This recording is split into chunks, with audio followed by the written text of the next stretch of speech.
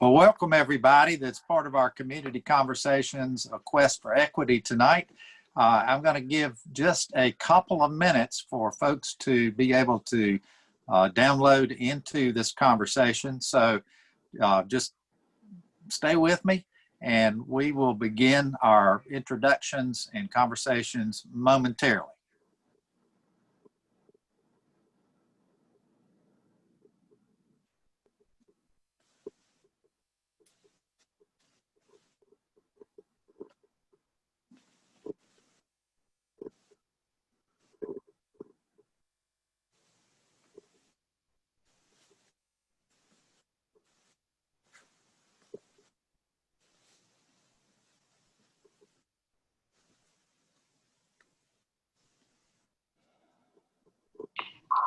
We do have a large number of participants that are signing on, so we're going to give them time to sign on. So you are connected with us. Thank you for doing that. Citizens from North Mecklenburg, and give us a few minutes and we'll be ready to begin.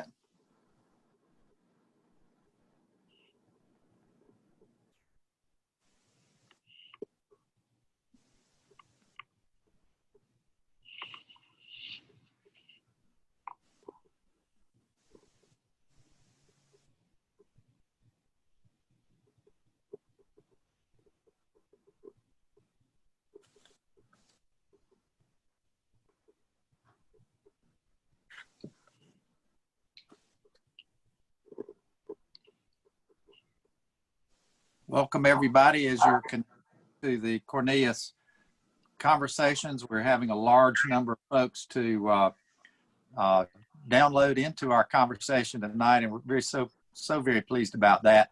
So we want everybody to get a chance to connect, and we will begin momentarily.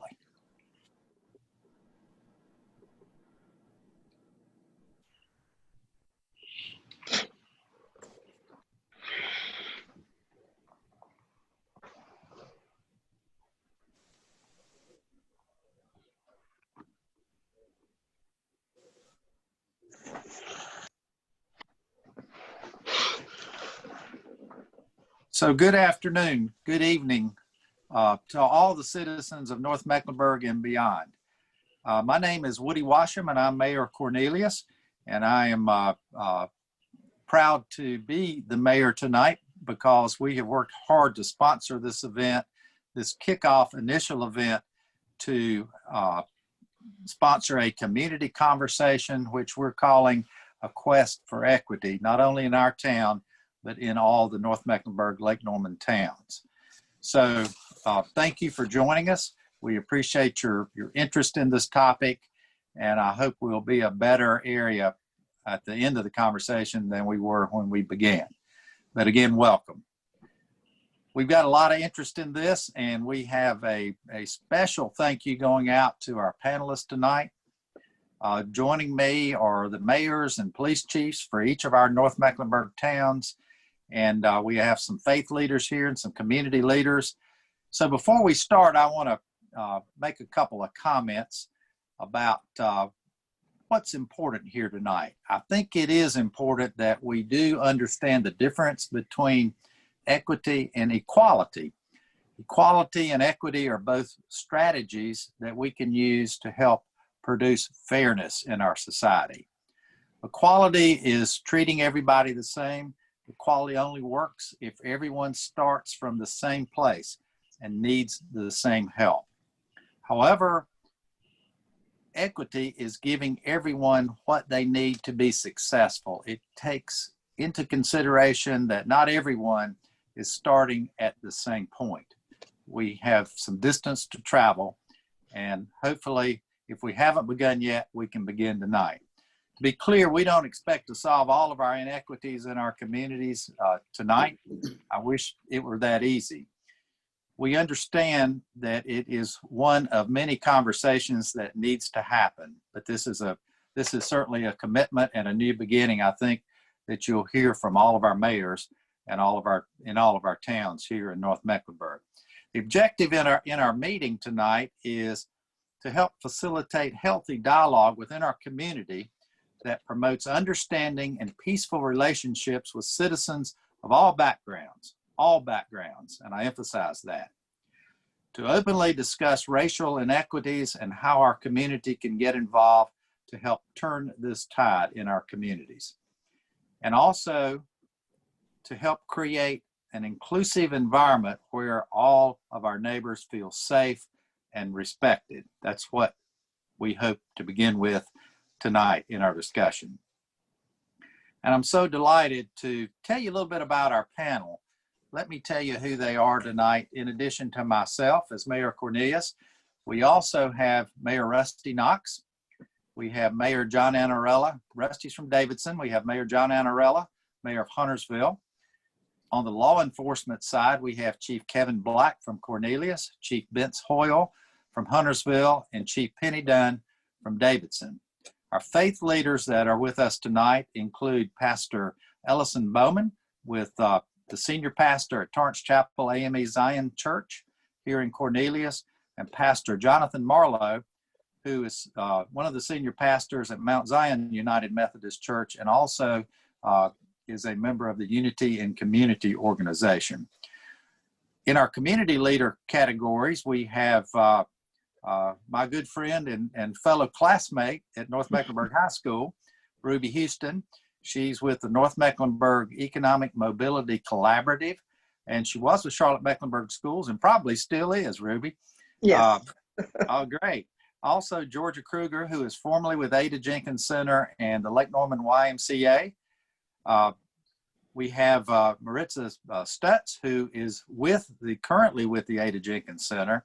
And we had planned to have Lisa Mayhew Jones with the Smithville Community Coalition, but unfortunately, Lisa had a death in her family and is traveling to that side of that to be with her family tonight. So that's our panel with one exception, and that's our moderator.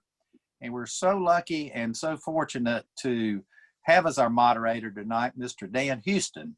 Dan is the Lake Norman Chamber of Commerce Diversity Council head, and he's also CEO of his own company, Dan Houston and Associates. Welcome, Dan, and thank you so much for agreeing to do this and moderate our panel. You've got some great experience and you'll do a great job for us. So thank you so much, and I will turn the conversation over to you at this point. Thanks again. And you're right, Mayor, we have a real good panel today, and it's really my pleasure just to facilitate this panel. And I emphasize the word facilitate because that's my role, is to try to keep us track of time and also just give everyone a chance to voice their opinions and keep it running smoothly and productive. And that's one of the things that I really enjoy about this panel we have. This is a superb panel that I think if you had to select folks from all over the country, you couldn't have gotten a better representative and knowledgeable panel. And I'm just pleased to be here in the midst of all of this knowledge. And I think, Mayor, you said it really well when you talked about this whole notion of the objectives, and that's how this healthy dialogues. The healthy dialogues are going on all over the country right now, and they're healthy and they're productive, and they include all citizens. And I think to me, that's a real good goal. And see if we can, and I like that notion of turning the tide so that all community folks, people that work here in and out of Northern Mecklenburg County can feel included and feel respected as a result. And I got to be honest with you, I've been around now doing diversity training and diversity work now for almost 30 years. And I tell you, this is to me, the number one issue on the plate today. How do we make people feel respected and feel like they can be who they are? And one of the other things I like to just say to the panelists we get started, and this is something I've lived my life by, and that's just simply awareness brings empathy. Mm-hmm. When you think about what we're about to do, our major goal is, we want to make it a good conversation, but this conversation is about awareness. And it's amazing we have dialogues. People come from all backgrounds, all perspectives, all kinds of places where they begin to have that dialogue. It does increase awareness about us. And we find out that we have so many more things in common than we do have in differences. But I love the differences because the differences make such a good stew that it just makes me happy when I think about all the diversity we have in these three towns and in the northern Mecklenburg County. So I want to I want to look quickly at two groups of folks right now that are here in the panel. And one group is our elected officials, and the other one is we have a superb law enforcement panel. And I just want to take a second just to ask them a few questions as we get started on this thing. And this is kind of a personal question, guys. We've gone through a lot in the last couple of months, the pandemic, the George Floyd killing, and high unemployment. We've been really struggling with resources. So the question to our elected officials and police, how are you feeling right now in this part of our country saga? How are you feeling? Anybody want to take that on? Well, I'll jump in if nobody's going to and throw myself out there first. Thank you. First of all, Dan, thanks for moderating, and Woody, thanks for hosting.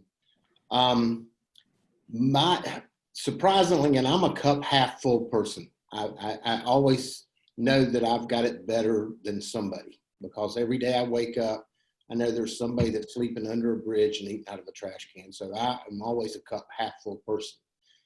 But even with the pandemic, even with the high unemployment, the one thing that I've seen as a 62-year-old white man, I've seen a shift in people's mindset since the George Floyd killing. I've seen a different level of proactivity coming from folks than I've ever seen in my lifetime. And I'm old enough to have witnessed speeches from Martin Luther King and been in the mix of racial upheaval and racial contrast at North Mecklenburg. We had virtual race riots when I was a student there, because we were changing the name from Rebels to Vikings, and we did that my senior year. So it was a time of turmoil in the 70s. And, for me, I talk to teenagers a lot as the mayor, and I reassure them the one thing that I see today in this country is they're going to get to experience history writing itself. And that's something that's been generational. And I have that hope of hopes that they're going to see history write itself. Mm-hmm. I think we all have had to learn a different normal way of doing things with this pandemic. We've all seen the strife it's caused to small businesses and everything else, and you just put one foot in front of the other and keep plugging. I mean, it's as tough as it is. I feel there's a unity there that's going to pull us together at some point and pull us out of this. Mm-hmm. That's such a good perspective. How do other people feel about us not being in a normal period of our life right now? Was that directed to me, Dan? Or chime in if you're still on the elected officials. Yeah, go ahead, John, please. I mean, Mayor John.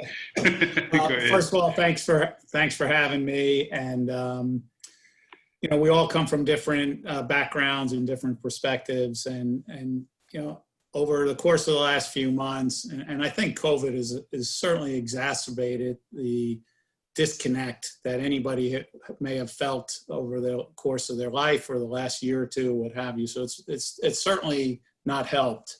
But one of the things, and I'm more of a facts guy than a feelings, but I'll give you some of my feelings right now. I have a friend who, when he was a young boy, his parents sent him away from Cuba, communist Cuba, to live with families in the United States. And he, has lived here since, and he told his children almost every day that the greatest thing that ever happened to him and the greatest thing that ever happened to his children is that they were born in the United States and the opportunities that they were given. And I guess from my perspective, it frustrates me and it saddens me that there are people in our society that don't feel that same way. And, one of the things that I've tried to do as mayor, because I think actions, it's great that we are talking today, but I think actions always speak louder than words. And it's funny, you all were talking about respect, and I have my notes here, and I underline respect to talk about that I think what's lacking, especially over the last few years, is respect for authority, respect for your family, and respect for each other. Mm-hmm. And what I've tried to do as mayor is engage all parts of the community and give them that respect and that visibility. And I think that's the way you really improve things, is engaging people on a one-to-one level, not on Facebook and not on Twitter. And we could talk about that all. Mm-hmm. But that's a little bit of my feelings. It's hard for a guy like me to talk about that. I'd much rather talk. Yeah. But that's kind of where I am. Right? I like the way you put that too, Chief Don. What are you thinking? What are you feeling now? In normal times, making adjustments. I think one of the things that, as a police officer, and talking to officers in the department too, is that, there's this extreme sadness over the loss of a life. There's this anger of the disgrace brought upon the profession and the person wearing the badge and the uniform that you put on every day and hope to serve it with honor. And one of the things that I talk about a lot of times with young people is that, that burden of, by the fear that some people feel when they just see us. Some of the people in our own communities that we may know, but there's no worse feeling than walking up to a vehicle that you've stopped and the person inside is shaking and concerned about how they're going to be treated. And that is painful for me to witness, when I just want to stop and talk to you to tell you maybe you have an equipment failure, or maybe you were going a little faster than you should have. And now you think that this is a life and death situation for you. That's just unfathomable to me. So I think that we're dealing with a lot of emotions on both sides. And I do agree with Mayor Knox, is that we are seeing history being written during our time. And I think we need to be on the good side of that and see it through, not make promises that are carried out later. Yeah, I like that. Chief Black, you want to take the chief up on that comment? Yes, I echo Chief Dunn's comments about the vehicle stops and the interactions that we have with the public, because we wish for a positive outcome in every interaction, and that's what we see that we have. It's unsettling that folks view us in a negative light due to things that happen around our nation. Yeah. And we know it's not really necessarily happening in our communities, but it's still reflective upon us as law enforcement officers, as wearing the uniform and wearing the badge. Of course, that can become stressful for our people because, they're fully aware that they're ethical people. They try to do the right thing, and we try to engage our community as much as possible. We're out in the community, and unfortunately, we are in these COVID times. As it's been previously stated in this conversation, it's prevented us from having those face-to-face conversations to build that rapport even stronger during these unsettling times. So we're all hopeful that we'll soon get past this so we can open up those face-to-face conversations with our public and our communities. I like the way you said that. Chief, I'm going to follow Chuck Ross.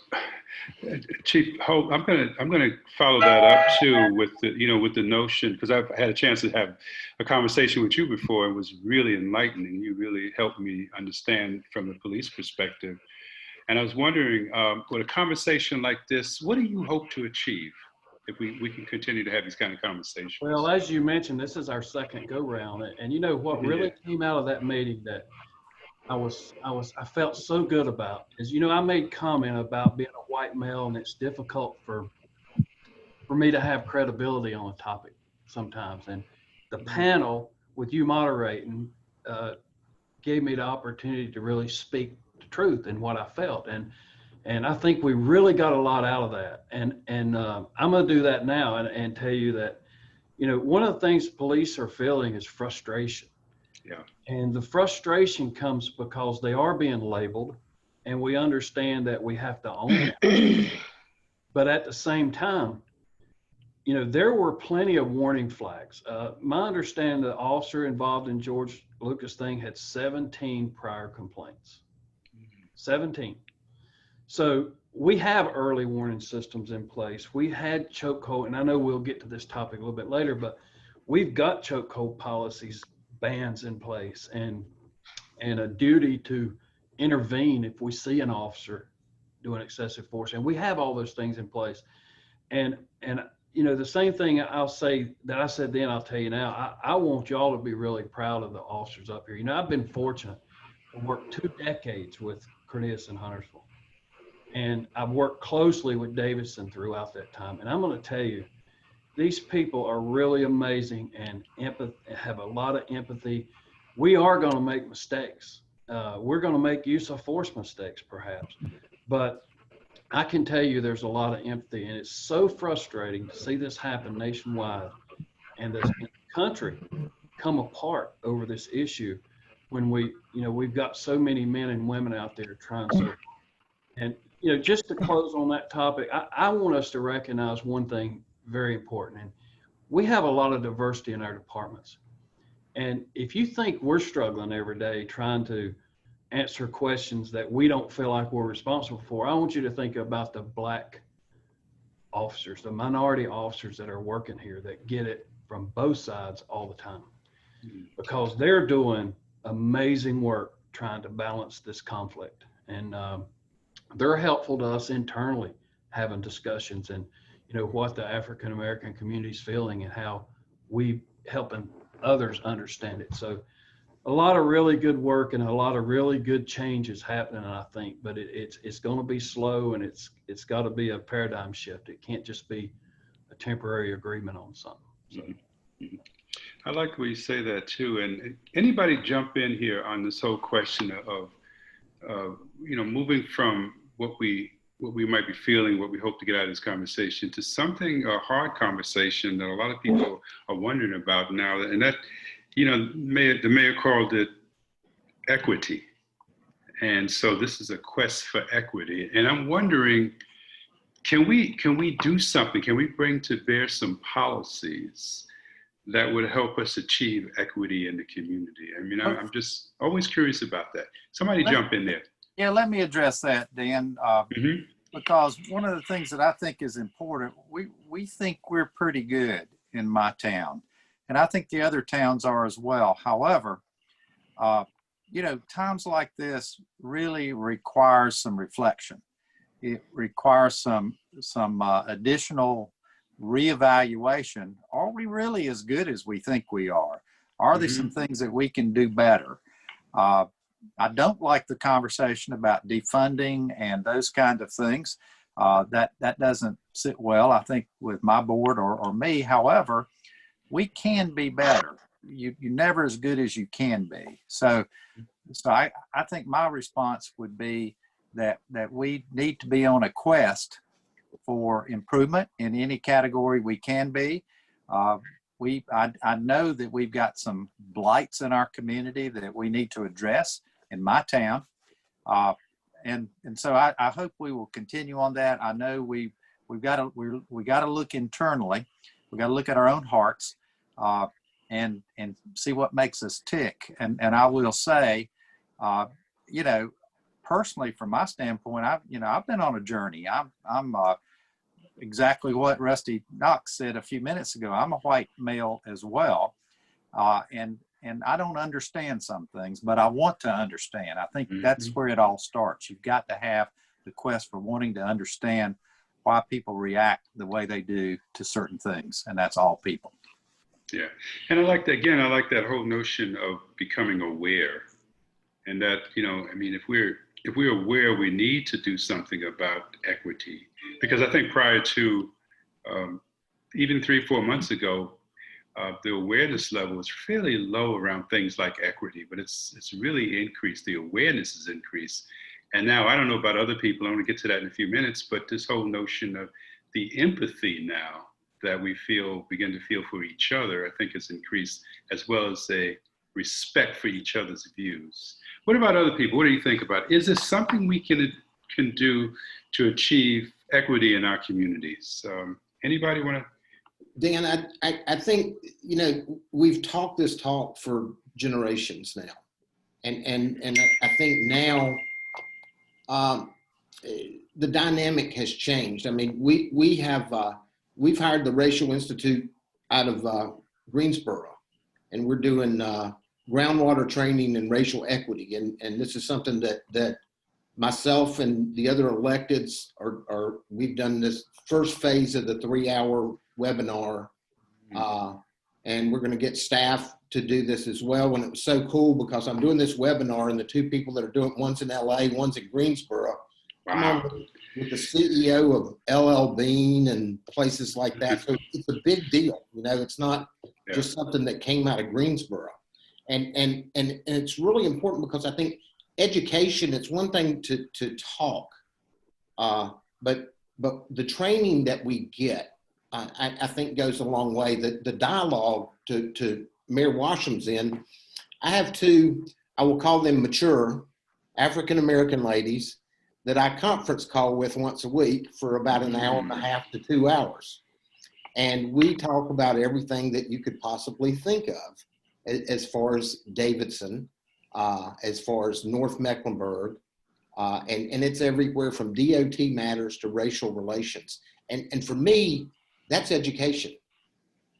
You know, and I think that's something that's so important to have that dialogue, because when we were at our retreat in Asheville in February, we identified it as a town that we needed an equity and inclusion position in town. So we have an active search right now for filling a position as an equity and inclusion director that will also fold in our affordable housing program under the same person. So as time goes on, we have an affordable housing committee right now, which is great, but we'll have an affordable housing board similar to our planning board and livability boards. And that board will be made up of stakeholders. We are fortunate in that we've got affordable housing spread throughout Davidson, and we've got affordable housing built into our ordinance as well. So we continue to push that. And as time goes on,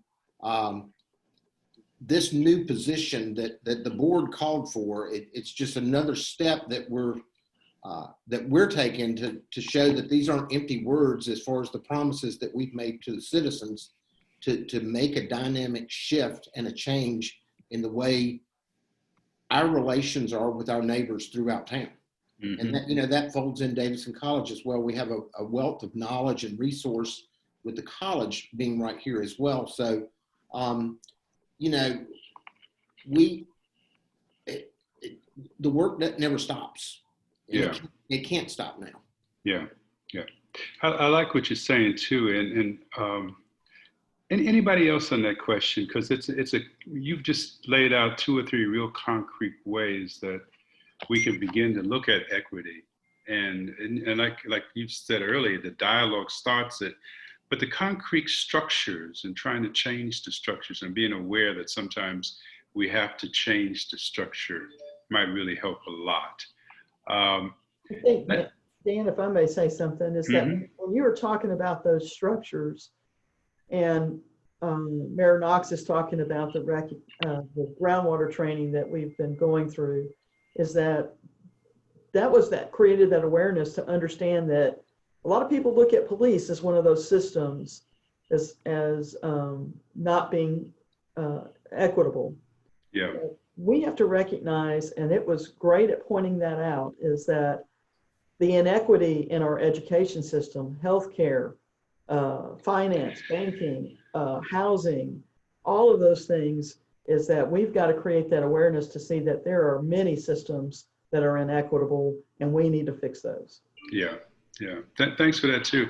And I'm wondering about something. Let me throw something out at you guys on this topic. It's a kind of controversial topic. One of those things that we don't necessarily like to talk about a lot. But I'm just curious about, why do you think people are calling for the defunding police?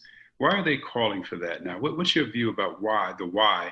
And then what's your opinion about the necessity of continuing to fund the police? Anybody want to jump on that? I'll jump on that a little bit. I think when you look at the national debate, we have to figure out as a group how to separate the anarchists from the protesters. I've marched with two different groups, and I think it's important for us to show solidarity with these groups. Even though this didn't happen here, this happened in Minneapolis.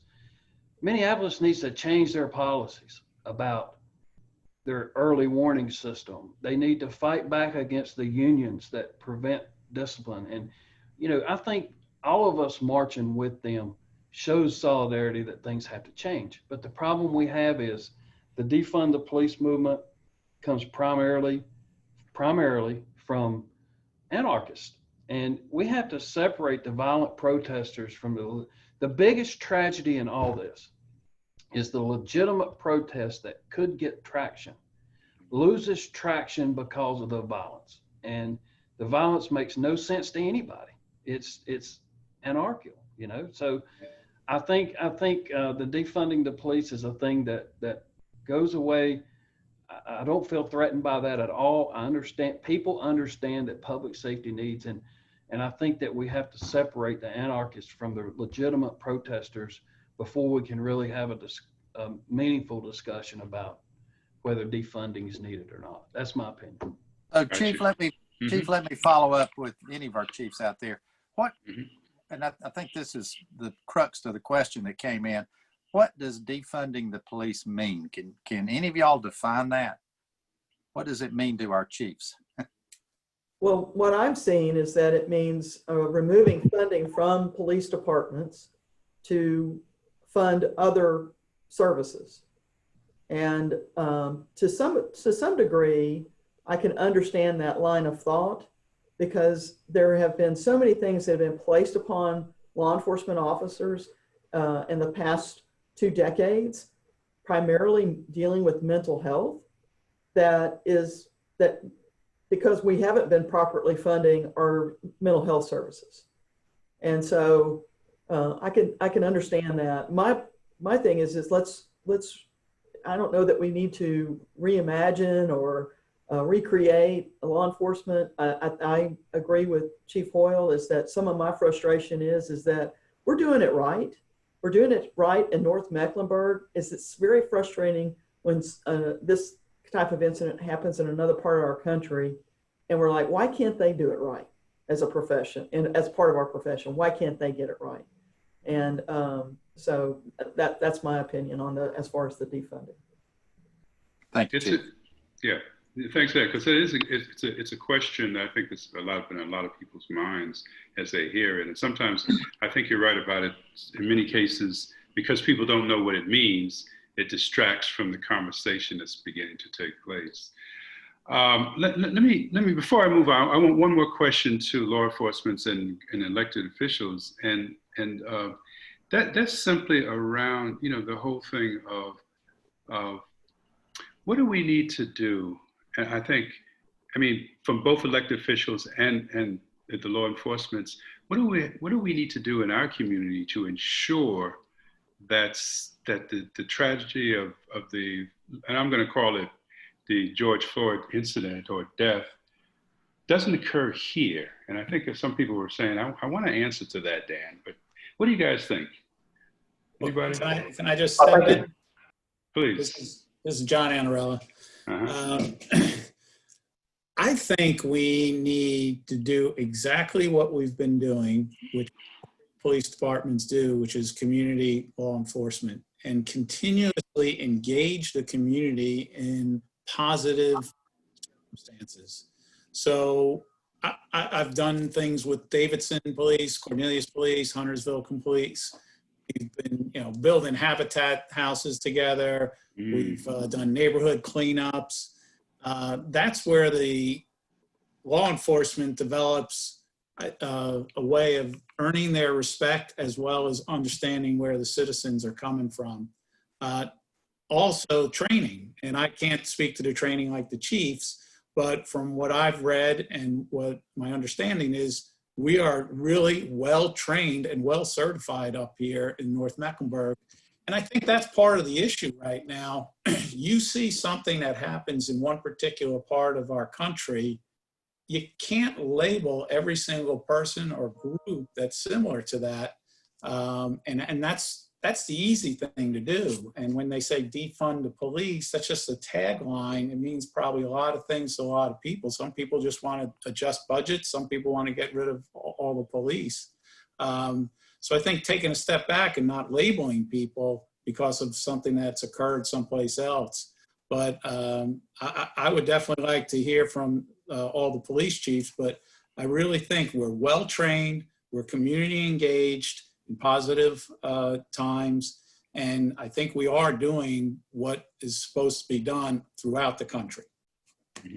Okay. Anybody else want to talk about it? Yes, I tend to have to agree that, building those community relations is of utmost importance. And when issues like this occur, that's where we see the support from our community members because they know what we stand for and what we've done over the years to try to make our communities better. I also agree that training is vitally important.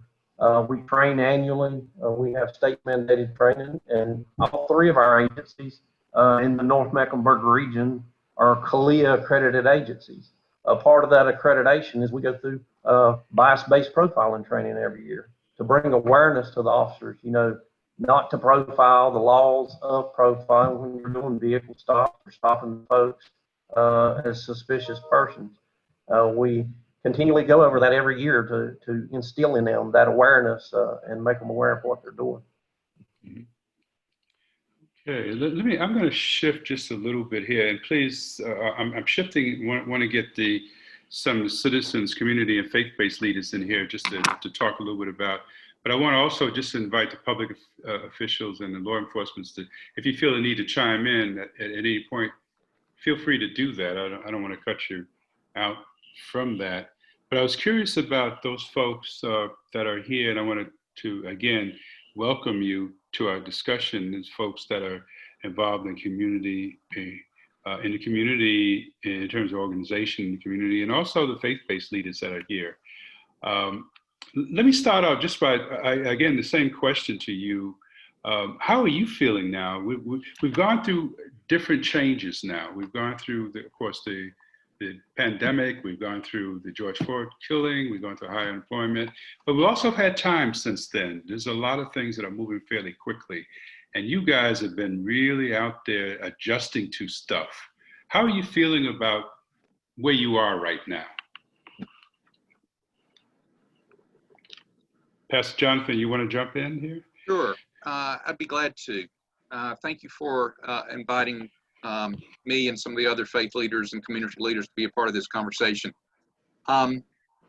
When the George Floyd death occurred, I really think, and I'll just speak from my perspective from in the white church, it really was a wake-up call for us, I think, to really examine more carefully the assumptions that we've been living by for many, many years, and to have a more intense look and discussion at issues of race and equity in our communities. You know, Martin Luther King, so many years ago, one of the things that he said in his letter from the Birmingham City Jail is that the church should be like a headlight pointing the way forward. And so many times in the church, we have been more like the tail light. And the tail light comes on when you press the brakes and you say stop, and you stop the progress. But the headlight was what he was calling the church to be, pointing the way forward, seeing where the possibilities are, where we can go into the future. And so with the death of George Floyd, we were just reminded of those things. Just in my own congregation, for example, we had a series of Wednesday night discussions about faith and racism. And one of the things that we did, we encouraged the whole congregation really to watch the movie Just Mercy, which was free during the month of June on several streaming services. And we had a discussion about that movie and the book that the movie was based on, and the faith dimensions that also came out in that story. And then we read another book about our faith and racism, and sort of the history of racism all the way back from the days of slavery through Jim Crow, through redlining, through segregation, all the way up to our current situation, and all the series of events that led to things like the George Floyd death. So it has really encouraged us to have a more honest conversation about racism in the church, and I think that it's going to go forward. You know, in my own denomination, we got an email from our bishop saying each church is expected to have courageous conversations about race and racism in the days ahead. We have been informed that all pastors in our denomination will be required to go through 2-day anti-racism training in the coming year, and also lay folks from the congregation as well. So it has really served as a wake-up call for us to look much more carefully at the ways that our behavior and our common practices and assumptions have been affected by racism, and to have a more careful examination of that. Yeah, I like that. I like the way you say that. Ruby, we have the same last name. We don't think we're related. We may be. At some point, we're going to find that out. But what do you think? How do you feel about what is happening now and what has happened? As I reflect back on the George Floyd tragedy, my first response for the questions was, we are awake now. And we realize some of us have been living this for a very long time, but I think all of us are more awake than we've ever been, and realize it's a time to break down some of the barriers that we face every day. I think it creates opportunities, and it's also an opportunity to empower all people. And we need to discuss and understand clearly how equity actually happens. Not everyone understands this. I don't claim to understand all of it. All of us have some concerns in our lives about people in general. But I think all of us have an opportunity now, whether we're reading books or whether we are participating in church programming, school, etc. It's an opportunity to get to know others that may or may not look like us. I think that we can read all the books, and I'm proud of that, the book studies, etc. But Martin Luther King says we don't know each other because we haven't communicated. And until we begin to communicate, then we'll have a better understanding of how to relate to each other. Yeah, thanks for that too, because I think you're talking about, again, the communication, relating, and again, I like that whole notion of what we call self-awareness and how that continues to improve where we are. Pastor Bowman, you want to step in here and just, yes. I feel, and you're another person that I see all the time, and I didn't get a chance to talk to, but and so much wisdom comes from you. So would you impart some of that on us tonight? First of all, I'd like to thank the officials for getting this panel together. And when I got the objectives of this meeting, I just started jotting down words. And one of the words that I jotted down, we've tossed around quite a bit tonight, and that was diversity. If we're going to obtain this equity in community that we're talking about, we must embrace diversity, and then we must realize, and I think Ruby hinted towards it. We got to realize that we should not be threatened by our differences, but our differences should make us stronger. And some of the things, and one of the ways I thought as a faith leader that we could help obtain this equity in community is with interfaith events, and that's something that Jonathan and I could possibly talk about. Thank you. Yeah, that sounds good. And guys, while I have you here, are we at a turning point in our history, our society, our worldview, the way we think about things? Are we at a turning point here, you think? And Georgia, we've had a chance to talk a few times too, but what do you think? Are we at a turning point? And Pastor Bowman, please jump back in on that question too, because I know you have, again, some wisdom on that. I hope we're at a turning point. And, you know, I'm concerned because of past history that we think we've been at turning points and then nothing happens. Or very little happens, especially when you get down to cause and effect, maybe is the right thing. And, you know, everybody is talking about equity, about what it means and how we want to be more equitable. But then a lot of times what I hear is, especially certain people, when they're going through equity training, they actually become offended. Mm-hmm. And they're, you know, people are worried, and this is just real. People are worried about their power being taken away. And I mean, they're threatened. And so for us to really work through equity, we've got to recognize, and somebody said, I don't know who it was, maybe it was you, Ruby, but we've got to have relationships with people. We've got to sit down and have meals together and listen to one another. Because until we do that, until we have one-on-one conversations and relationships and are genuinely willing to hear one another, I'm not sure we'll get anywhere. I pray that we are at a turning point and things are going to be better. Be better too. Richard, I'm glad you're here. Unmute yourself and just jump in. What do you think? Are we at a turning point now? I actually think that we are at a turning point. I think the current season that we're in has brought these things to light. For example, you know, during the pandemic, we have been able to see, or even people that didn't realize that there was such disproportion of equity among our community, they're able to see that now. And I think even a panel that we have right now is proof of, you know, awareness.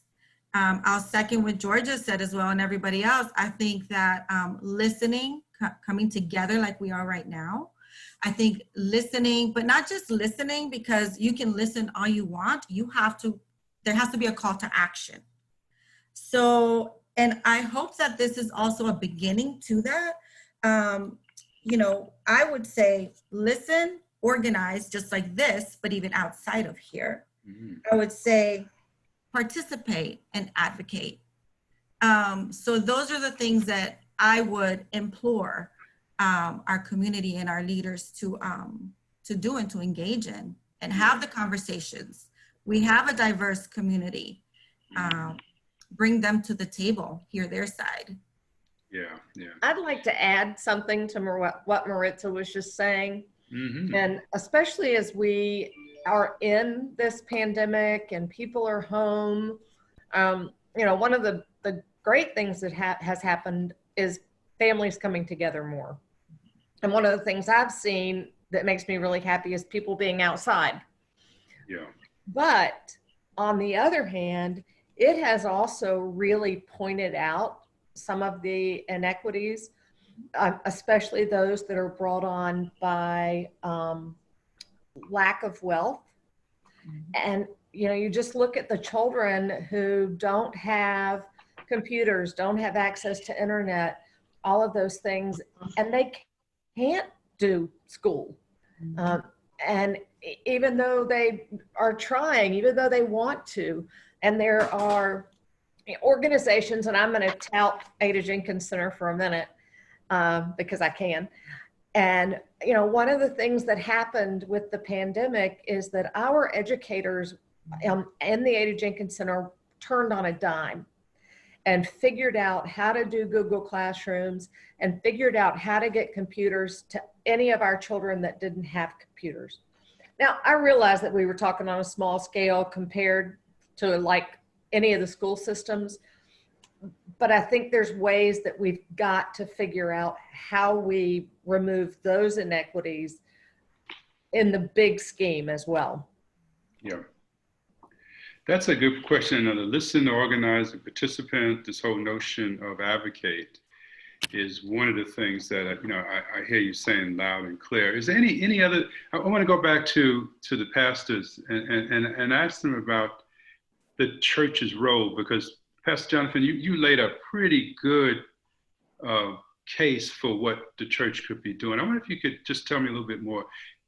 Do you see this as a turning point? Is this anything that the churches could do? Because we have, quite frankly, we have predominantly white churches and we have predominantly Black churches in the area. We have Hispanic churches in the area. We have some Asian churches in the area. And is there something we can do as the church to help us through this turning point period? Yes. And I do think we are at a turning point. I think we've gotten to a point where we've realized that we just can't keep doing business as usual as we have been doing over the past few decades.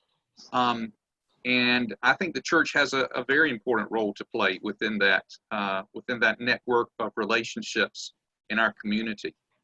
You know, one of the things Martin Luther King also said was 11 o'clock is the most segregated hour of the week throughout most of our country. Now, so I think one of the things that, and I think Pastor Bowen may have alluded to this earlier, is churches getting together to doing things together. I know that we've had some services together here in North Mecklenburg, in Cornelius, like Thanksgiving and other services, which have been really wonderful occasions for us to celebrate our faith together. But I'm sure there are more ways that we can work with each other, do things together, have Bible studies together. Once this crazy pandemic is over, hopefully we'll have a lot more opportunities to do some of the things that the other panelists were talking about, like having meals together, just getting to know each other, forming those one-on-one relationships. That's one of the frustrating things about, you know, the pandemic, is that it's hard to do that during these days. But hopefully we can be planting the seeds even now in discussions just like this, so that when the pandemic is over, we'll be more fully prepared to reach out and form those bridges so that people get to know each other better, have personal relationships with each other. And because it's on those, you know, kind of the basis of those personal relationships and friendships that we can form with each other, that a lot of the equity can be more fully realized when we know each other better, when we have relationships. Yeah, I kind of see a theme now, just in terms of relationships building and getting to know each other. Many of the churches have been closed, so people have to worship outside of the walls. And we kind of want to know, what does that mean if this is a turning point? Pastor Bowman, what do you think about that? What the church's role might be, and also, is it a turning point now that we're facing?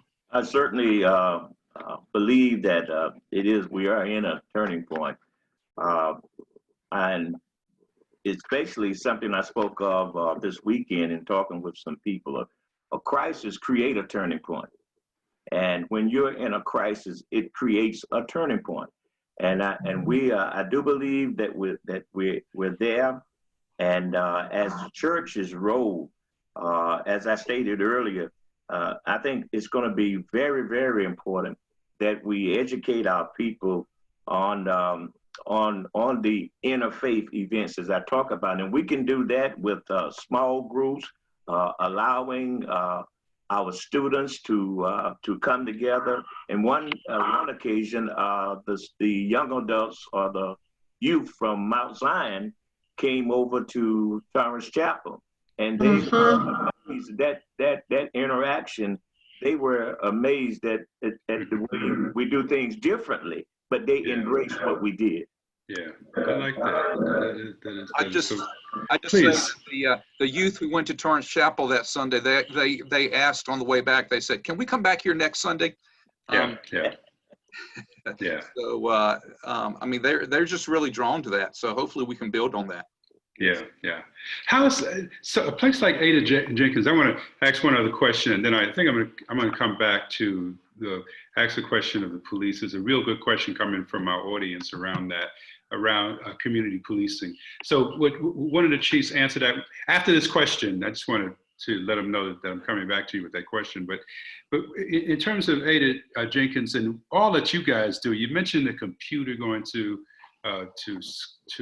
kids who don't have it and trying to deal something with the inequity of education. What else are you able to do during this time period? Have you guys been struggling with resources? Have you been struggling with direction, support from the community? What is happening over there? You want me to go, Georgia? Maritza, please. Yeah, please. So there's a lot been going on at the center. We have continued to do telemedicine with our client partners, which is remarkable. So those that need it are able to connect with their doctor, get their insulin. We're still having the insulin deliveries here for those client partners. We have continued to do case management for the community for those that we currently have. So we've been able to assist multiple of our families to sustain their homes. We've had cases of where our client partners have had COVID. As a matter of fact, I got a call today from one of my clients. She got tested today. She fell ill yesterday and works at a factory. And her son, her little boy, started with the fever today. So they went ahead and got tested. So we've been able to help families through the crisis. As far as our LearnWorks program, they have been amazing. Leslie and Katika, Coralia, all of them have been amazing. They are just amazing. They have not just been able to connect the students that need it with the technology, but they've also had throughout the entire summer, they've had tutors alongside to work individually with each child. Because our LearnWorks program is for kids that are more than just at risk. So we knew that this was going to be so valuable to our families. So we've been able to do a lot. Our food pantry is still going. It's once a week, but it's still functioning. So really we have figured out, just like most people have, how to do everything we were doing before remotely. And would you believe we have more work right now than we've ever had? Yeah. Isn't that something? Most of us have been working a lot longer time. I want to add on to what Maritza said. One of the things they're about to do is to start a day program for children whose parents need to be at work. And I am so proud to know that that's happening. And there's a lot to go through because they have to be licensed in order to do that. Yeah. Because of the amount of time per day. So I think that's a huge thing. And you know, is going to make a big difference in a lot of lives. Absolutely. We know of kids that have had to stay home alone. So they have to figure out how to maneuver virtual learning. So this day program is just, I'm so proud of our center. That's all I can say. Yeah, it sounds like guys are really pivoting in the right direction. We have approximately about another 20 minutes left, about another 15 minutes. I want to bring Ruby back in for a second, Ruby, because you, I We got a question from Leslie, who basically wanted to know about how does the historical, when you think about inequity and this whole notion of fairness, the history of Davison and Cornelius and Huntersville, how does that play into, just in terms of what the Black community has been going through historically? Can you help us out with that? If I would say it in just a few words, it's a day-to-day journey and a day-to-day struggle, to be perfectly honest. Having grown up in this area, being part of the first class of integration at North Mecklenburg High School back in '65, a lot was a challenge as a young 10th grader going to North Mecklenburg, but continuing to deal with on a day-to-day basis. An example is when you go into a place of business and you are followed just because of the color of your skin. There are other, I could give many examples of how hard it is some days to feel comfortable in your own hometown. Now, personally, I'm at peace with me. However, there are those that live and breathe this each and every day that don't feel equal. Part of this is because the lack of the distribution of resources or the opportunities. And I could speak on opportunities for continuing your education. Some African-American students have the grades, but can never think about going to college. I was one of those, but there was help that came flowing freely. There is opportunity. So many children have tickets educationally, but may not have that opportunity to continue their education as we so desire for them. So it goes from housing, from where you live in the communities that are the older communities, that the gentrification, those note cards, those telephone calls every day are. Note calls are? Those note cards or telephone calls. Cards. Yes, each and every day, an invitation for citizens to sell their homes. Housing to me is one of the biggest issues. Some of those barriers, I mean, they include childcare. Even though we have some quality childcare, but not everybody can afford that. We need more training opportunities and apprenticeship for those students that need an opportunity to listen and learn with someone that can be their coach or their role model to advance them to a higher place in their life. Job opportunities, local businesses have a lot to offer. We have some of the best businesses we've ever had in these 3 communities. They need to open their doors and offer opportunities for apprenticeships for middle school students. And I'm so thankful for the help that is out there for all citizens, but for some that have lived here, their uncomfortableness or not feeling that they belong is still existing. I think it's a work in process, and I have hope. I have high hopes, but it is a work, and we have to be intentional about making sure that when we make decisions based on our environment, what the geographical region looks like. Is it Black, brown, what is everybody involved? We need to be intentional about making sure that we solicit the help of all of the voices in the community. Those voices that are Black, brown, and everyone. We need to make sure that we work smarter to reach out to get everybody at the table. And I think this is a beginning. And again, I say I have hope. Yeah, I like that. And I think you echo what Mayor Watson said about this whole notion of, equity equals fairness, which basically means that everyone gets what they need to succeed. We're talking about that in terms of fairness, equity, equality.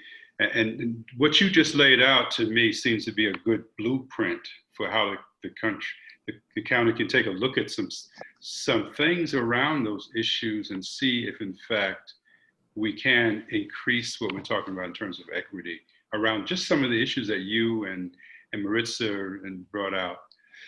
Let me switch quickly over, if it's okay. I want to go back to the elected officials and the police, because we had that question from John. And I thought it was a real good question in terms of what exactly is community policing. John wants to know from the audience. Can we get some help with that, either elected officials or the police themselves? Well, I'm going to kick us off, and then probably turn it over to our Chief Black. Mm-hmm. We pride ourselves in saying that we are supportive of community policing, and I think we are. I think it's dialogue at every level in our community. It's dialogue with our students at our schools in Huff High. It's dialogue with those that are less advantaged, that have needs. It's making folks feel comfortable with our police department.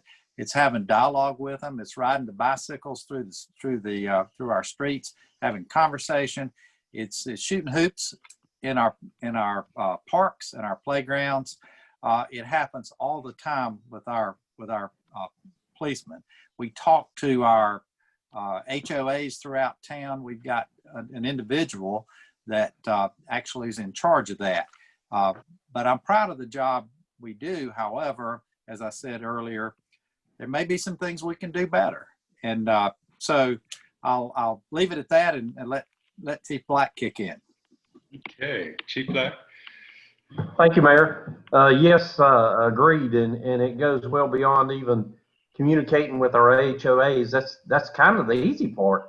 The hard part is, encouraging new folks, and we instill it and ingrain into them that when you're out here patrolling, if you're not responding to a call, if you're not addressing a criminal complaint, you're just patrolling the neighborhood. You make it a point till you see somebody sitting on a porch or walking down the street, you take an opportunity to get out, find out who they are, get to know them, develop and foster that relationships, because those relationships are what come back to for support.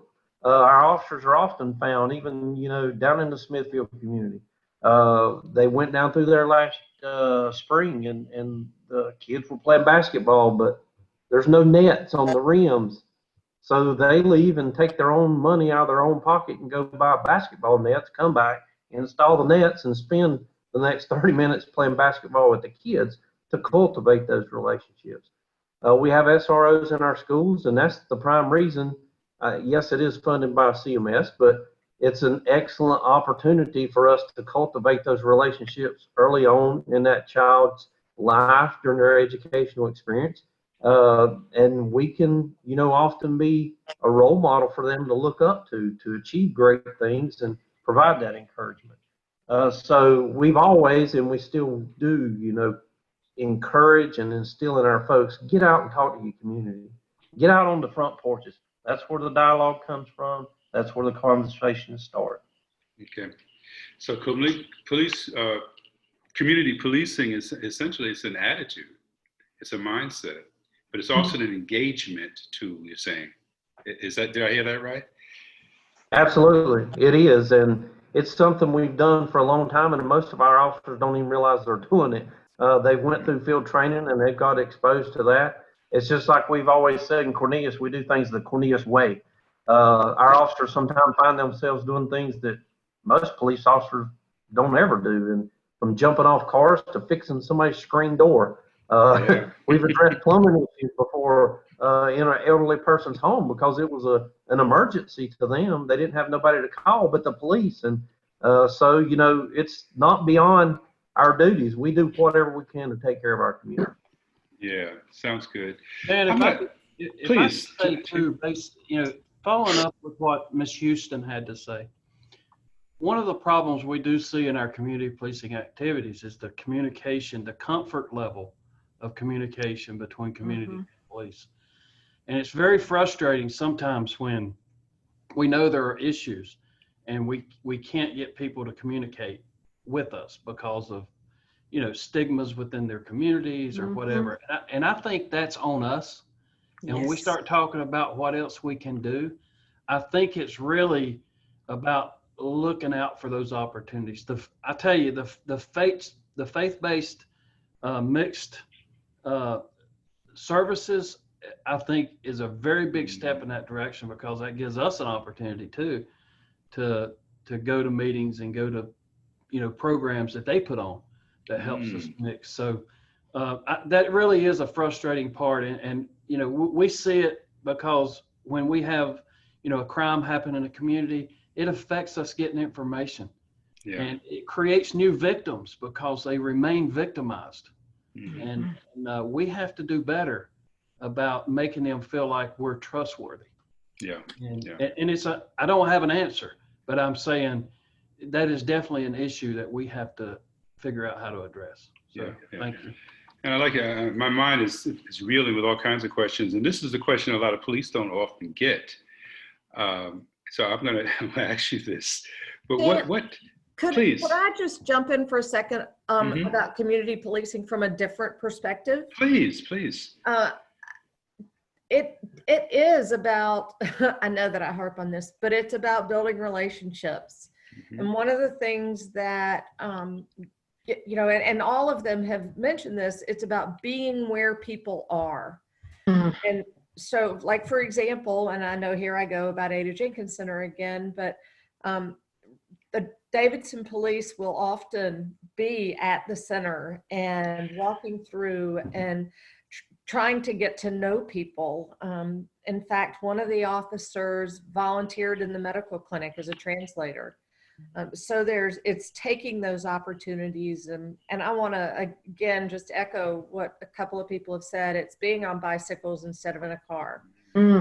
It's walking streets instead of being in a car.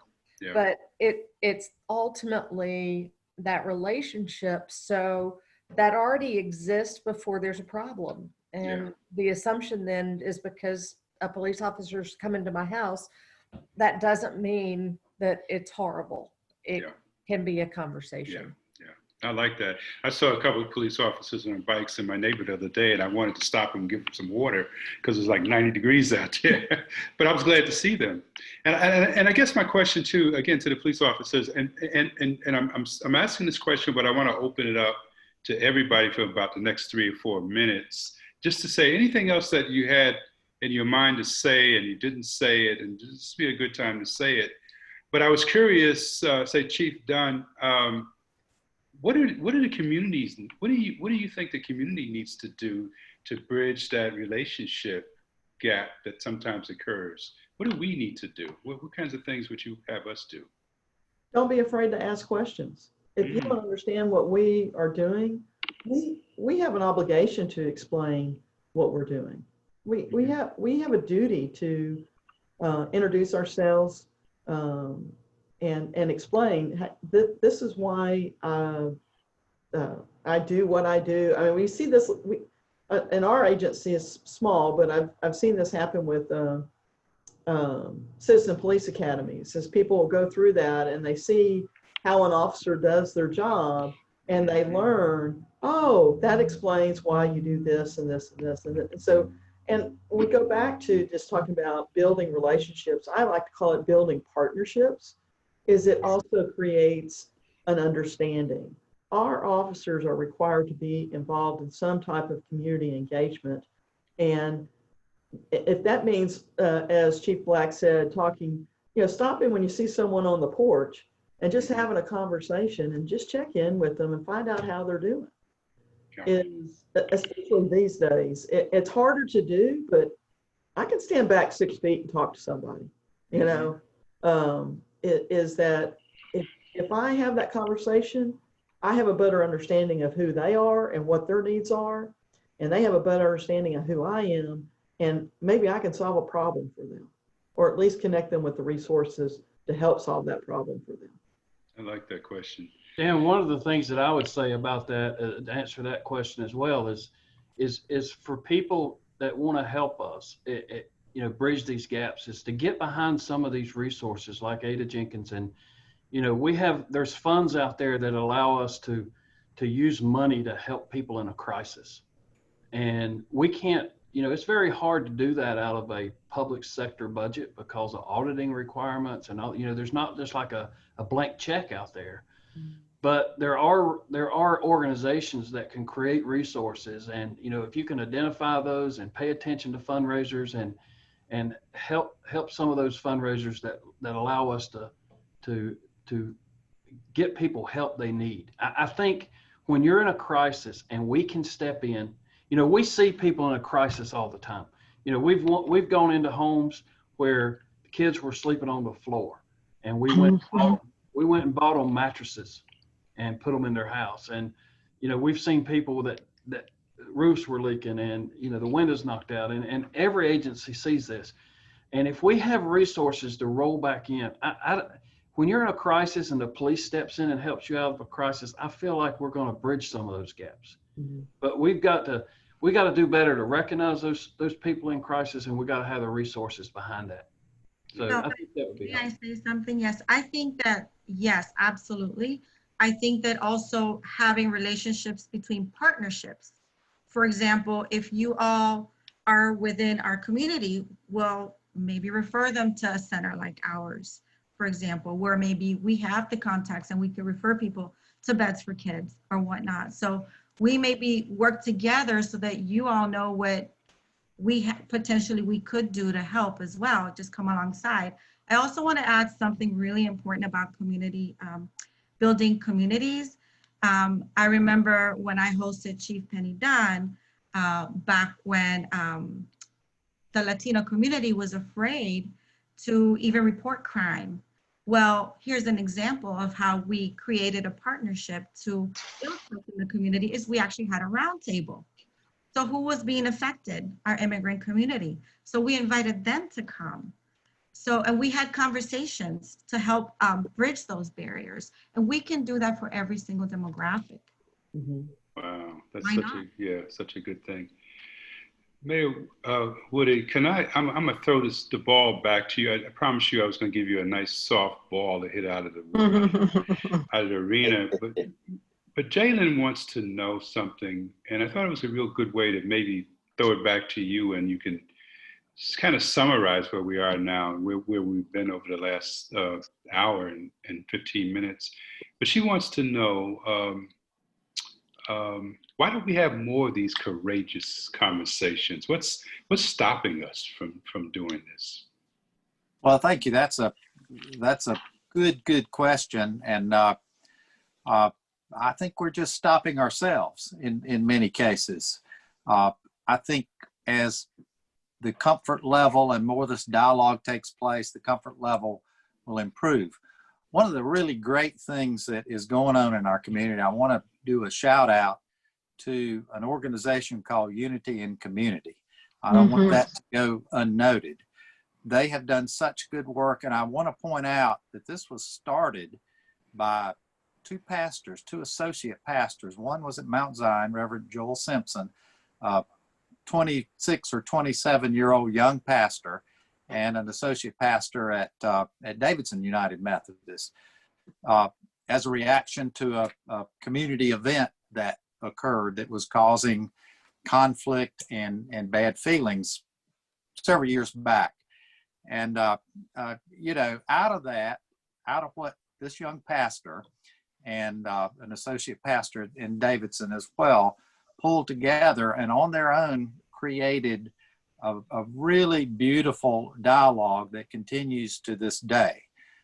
Our young pastor has moved along, and maybe the Davidson pastor has as well, to other opportunities. But you know, this concept of getting folks to talk to folks in small group settings and bigger group settings and training opportunities and all these kind of things. The folks that continue to lead this organization are Pam Jones and Sue Rankin White. And I shout out to them and thank them for the hard work and commitment. You know, they're not drawing a big paycheck to do this. They love their communities and they want us to be better. So I'm just grateful for that organization and what it is and what it can be. Is a lot more it could do once we give it a chance across all boundaries of our North Mecklenburg towns. I know Ruby Houston is involved with it or has been. Many folks on this call have been, and it's a great concept. So I think we've got the fundamental foundations in place to take it to the next level and the next level. It all needs to be faster than we have seen it happen. Some things need to occur.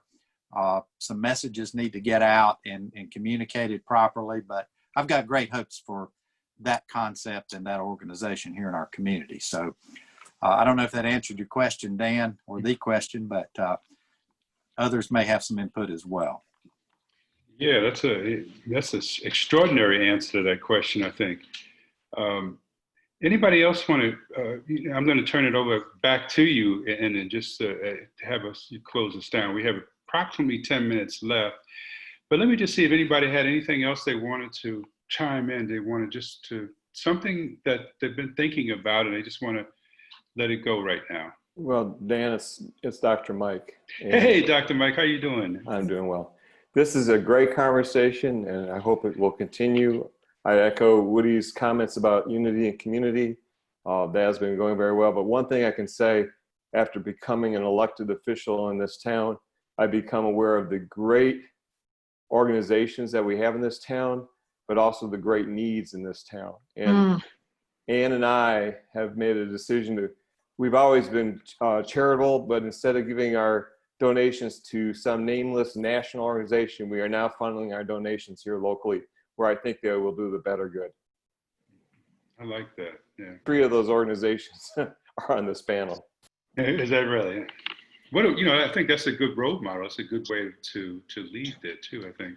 Also, I also need to start having more dinners with people. Yeah, and you pay for it. No, I'm only kidding. I don't mind. Okay, anybody else? Have you I don't mind paying for a good conversation. Sounds good. Georgia, you please jump in. And some of the people on this panel have definitely heard me say this, but one of the things that I've learned is how much I don't know. And every day, the more I learn, the more I realize I don't know. Yes.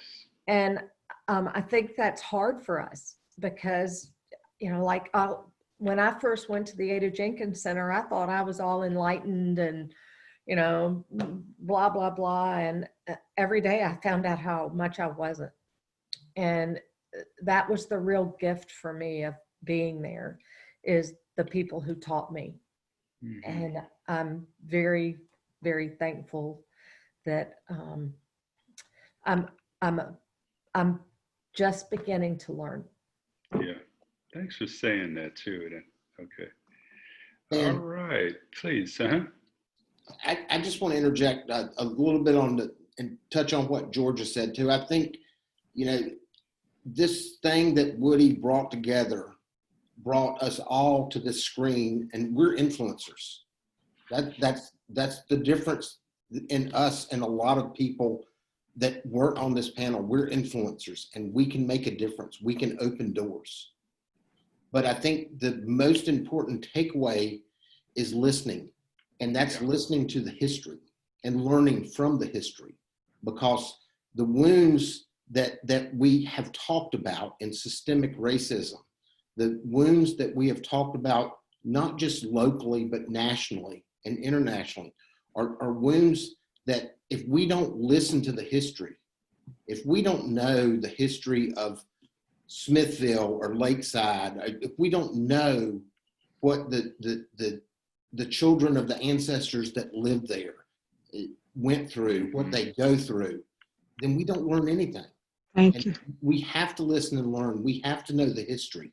And I think until we know the history, we can't help to write it. Yeah, I love that. And I just want to say one difference I have with you. You're not just influencer. You guys are champions. I mean, you guys are championing a cause right now. That's why I love this idea of the turning point. I'm gonna give it back over to Mayor Woody to have closing remarks. I think I might have cheated you out of some of your time, but why don't you take us home? Thank you. What a journey we've been on tonight. It's kind of like my own personal journey. I did have a a little after hours social time, I don't know, a month or two ago with somebody I really consider a friend in my town, and that would be Ron Potts. Many of you know Ronnie from way on back. I know you do, Pastor Bowman. Good man. And he one of his comments he said to me, I'll never forget it, meant more to me than I think many things that I've heard from a lot of people over my tenure in town government. He said, you know something? He said, you've really come a long way. Now, that doesn't mean I'm there yet, but coming from Ronnie, that means a lot, doesn't it, Pastor? Yes. It does. Yes. So, I'm very more than grateful for that comment, but we, myself and all of us, have a long way to go. We're not there, and I don't think we can get complacent enough to get comfortable. I don't know if we ever should be comfortable, but we've got to continue our journey and make a difference in our communities. And we'll leave it at that. I think we could talk about this topic a lot longer, but I do want to say some special thank yous. First of all, from our town staff, Danny Flynn has been a behind-the-scenes hero putting this together. She is our communications director and does a fabulous job for our town with a lot of support coming from our town manager, Andrew Grant. I do want to challenge the other two towns, Davidson and Huntersville, to be a sponsor of one of these upcoming events in the next few months. We'll be glad to help connect those dots and help that happen, and certainly be a part of it as well. I'm getting a thumbs up from Mayor Knox. So we do appreciate Danny's efforts. We do really appreciate you panelists, you giving up your time right here at dinner hour. I'm getting kind of hungry, and I know y'all probably are too. So I appreciate you giving up your time, but it's important. It's important stuff. We've come a long way tonight. Again, we've got a long way to go, and I thank everybody for joining in and being a part of this conversation, and look forward to doing it again real soon. Thanks, everybody, and have a great evening, and please stay safe. Thanks a lot. Thanks, so much. Woody. Thank you. Dan, thanks for moderating too. Thank you, Dan. Thank you. Oh, you're Thanks, welcome. everybody. Thank you. Everybody. Thank you. Go do You work. guys, good work, folks, and thank you again, guys. Let me just mention one quick thing before you guys go, that the Lake Norman Chamber will be hosting a lunch and learn that's actually going to be a diversity training Wonderful. in November. I mean, in September. I'll get the dates if people are interested in that. Email me. I'll get the dates, and it's going to be a Zoom, hybrid of a Zoom, and we'll have about 10 people in the conference room. So we're going to do something quickly on that, and as we continue this courageous conversation forward. Again, thank you guys for all that you've done. Thank you for your leadership. Thanks, everybody. Thank you. Thank you.